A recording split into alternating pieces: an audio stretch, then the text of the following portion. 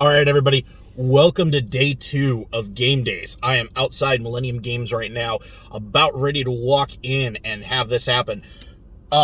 Dude, this weather. Yesterday, upstate New York, you gotta love it in March, right? Upstate New York had like 30-degree weather yesterday, and now this beautiful sunny day that's gonna be 65 degrees. I'm going inside and I'm going to be playing Magic the Gathering, and you guys are coming along with me, all right? Let's have some fun today. Yeah, let's go. Welcome to Millennium Games, one of the best LGSs in the country, and what I consider to be my home base. I've got my coffee today, it's morning, I'm ready to do some awesome stuff and kick ass and chew gum, as you can see on my planner, but as you can see, I didn't have time to get to the store to be able to get the gum, so all I gotta do is kick ass.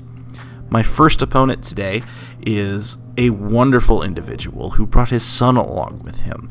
This was a blessing and a curse for him specifically, because instead of grabbing his own deck when he came over to play me, he grabbed his son's deck instead and had to play that.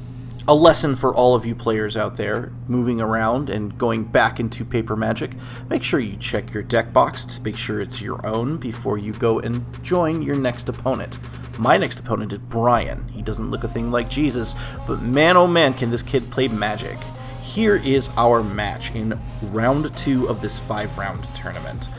Papercraft Decoy from him to start us off, and then I have the Automated Artificer, and then on my turn 4 I'm able to play Life of Toshiro Umezawa. I kill the Decoy, and he uses 2 mana to be able to draw a card. I get in for 1. He plays Futurist Sentinel on his turn, and then on my turn I'll play Cybus Trespassers after getting in for another 1, letting him go. He plays Behold the Unspeakable, which shrinks my team down, so I only get in for 1 on the next turn. My Saga flips, and then I'm able to jam in with Imperial Oath, one of the best commons in the entire set, making 3 2/2 Vigilant Samurai tokens. Brian bounces a token with a Moonsnare Specialist, and on his turn casts the Modern Age. Now I'm feeling pretty good at this point. I'm feeling in control. I feel like I have plays to make and things to do, and a life total to diminish to 0, which hopefully will happen here momentarily. As you can see, that is the only thing on my mind as I draw my card, barely look at it, and plunge in. My confidence is rising. He blocks one of the tokens with his Moonsnare Specialist, and he goes down a considerable chunk of life. I play the Gravelighter, which allows me to draw a card because a creature died this turn. He exiles the Cyber Trespassers with a Fall of Lord Konda after Behold the Unspeakable flips. I can't let that live, so I try to kill it with a kill spell, but I am foiled by a crab with a knife, and he crab battles me to death, letting the thing live. However, on my next turn I have lethal, and I'm able to come in. Brian scoops it up, and we go to game number 2. Round 2 starts with Papercraft Decoy and my Automated Artificer. Circuit Mender by Brian.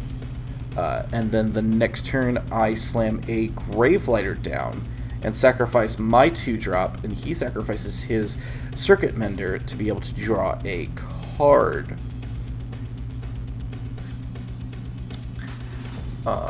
I'm really happy about that too, because it's 3 toughness and that's super relevant in this format. He gets in for 2, and I'm not blocking with my flyer. He plays a 1/1 with a 1/1 counter on it, and I get in for another 2 and let him go with nothing to play here. He plays the 4/4 Vigilant Samurai, and I get a bit spooked.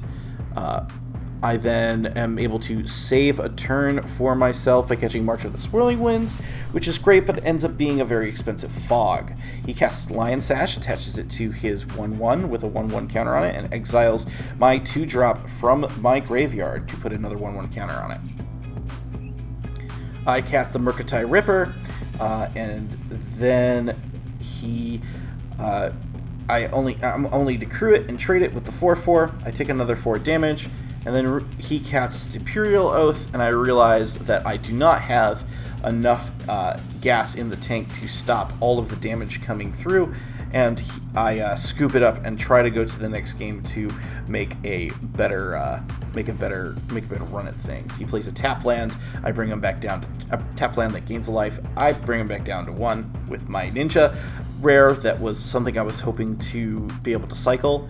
Speaking of cycling, I basic plane cycle here with the 5 mana 4/4 Vigilant Samurai of my own. He casts the Modern Age, and then I'm able to slam down one of my favorite commons in the whole set, which is the Moonfolk Puzzle Maker, and getting in for another 1. He's able to draw and discard again off of Modern Age, and I am feeling pretty confident here. I'm feeling good, because I think that I can get through with all of this nonsense. He plays another Circuit Mender once again. I'm coming in to swing for 2. I like what I see on top, and it stays on top. And then I cast a 2-drop, which is the 1/3 that I've been casting this entire game. Again, after he flips his Modern Age, I come in for an attack. I scry. I like what I see on top, and then I get blown out for 4 damage here. Cast a 3/4 flyer, which I feel really good about at this point, and he comes in for a very suspicious attack. Look how fast I'm blocking. I'm not even thinking about it. Brian doesn't take any hesitation either, because he casts When We Were Young. He has an enchantment. He has an artifact. They get +2/+2 and lifelink, killing me, 3-for-1ing me, and he still has a board. And I am just tilted off the face of the planet here.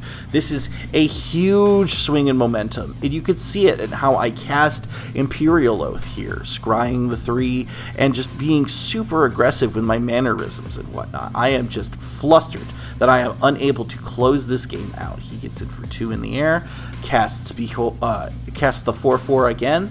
I'm able to complete it with Tamio's completion, and I think about going in, but then I don't, because it would just kill one of my 2/2s, which is not what I want. He tries to come in. He eventually takes back that attack with the Circuit Mender, but I only get hit for 2. Basically, in the air, down to 13. I think and try to complete his Circuit Mender so that he doesn't draw a card, and I get in. I don't get in for another 6. I go too fast through my steps to be able to actually attack. I kill one of his. I kill his Behold after it flips, which thank God I did. And then he casts his own Imperial Oath, which brings in 3 Samurai on his board with the Scry 3. I know what I put on top, assuming that I wasn't going to get blown out from that particular incident. So I was just frustrated and not thinking straight, and you could see my hands just kind of twitch a little bit. I play Kyodai to be able to save one of my Samurai after coming in with all 3 of them. One of them trades, another one of them kills one of his, and then he Follow Lord Konda's my Kyodai, which is just the death knell to this particular deck, because as you can see with my hand on my head, I am just absolutely tapped out from this game, mentally and physically speaking. He casts his big 6/6, I try to get in so he doesn't have anything to block with. It's just, I can't figure out anything in my deck to be able to win this game, and I give it to him, basically. I am emotionally and mentally beat, and I don't know if I beat myself or if he beat me. Either way, it doesn't matter. Tilting is something that happens in this game, and I can't believe that I've let it happen. My next round here is with Adam. He's also one of my good friends. And I'm just not focused in this game at all. Adam is able to take 2 games off of me handily with an insane deck, which was way better than mine. He opened a Tamio and was able to resolve it both of the games. And as you can see here, this is my last chance flunge, basically, to try and save some sort of face, because all I have is land in hand and, the GGs for Adam. I'm able to play with my other opponent in round 4 to be able to get up to 2 wins, thinking that I could end up positive on the day. But in round 5, my opponent, I'm able to recover from the tilt, but it takes me that long to be able to get to that center point, to be able to not think about being tilted from Brian's play. Brian ends up winning, actually, the entire tournament and takes home the Atsushi promo from our store. And I'm really proud of him, and he did a really great job. He's a really good Magic player. Adam is too, and I'm very thankful for all of the games that I'm able to play with all of them. It was a failure on my end to tilt and to be able to not get back into where I should be when that sort of thing happens. You all need to remember that there has to be a space and time where you can go outside, take a breath, recenter yourselves, and come back from that. That was pod racing, y'all. My friends are in the shot trying to get home. I went 2-3. It was a day, basically. And a couple bad feels in there. It wasn't crazy, like I had it, and we saw it in the game there. And if you have it, you have it, and some days your opponent does. And that's what it was. So overall, we scooped up 2 packs from today. All my friends are heading off to the diner and whatchamacallit, and they're gonna have some fun. I am full and tired and would like to go home and probably start editing these videos. So thank you all very much for watching. Hope you enjoyed it. Don't know when the next one of these is going to be out, because I haven't decided what exactly event I'm going to go to like make another. But if you like it and you want to see more, like, comment, subscribe, show me that you want to see this. And yeah, that was it. All right. I'll see you next guy. I will see you next time. Peace. I'm going to be in SCGCon Pittsburgh this weekend when this video uploads. I can't wait to see you all there. I can't wait to jam some games. I'll be in the command zone, and I'll be playing Mystery Booster Sealed the entire weekend. Come join me. Thank you all for watching.